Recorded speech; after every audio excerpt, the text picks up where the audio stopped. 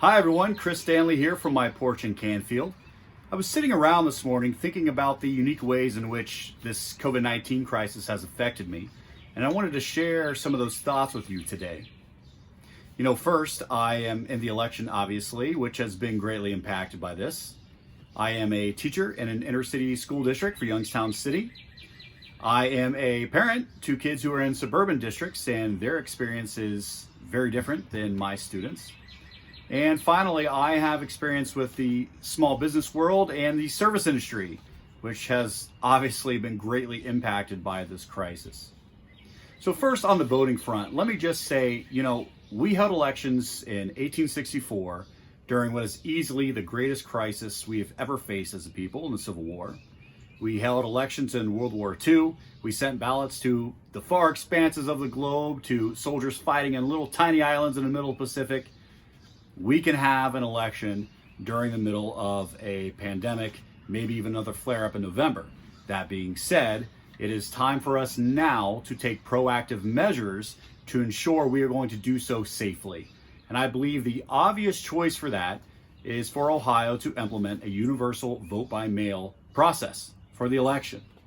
I wrote down some stats here that I think you'll find interesting. First of all, states that have universal vote by mail, like Colorado, Oregon, and Washington. Colorado is considered the safest state in America to cast a vote.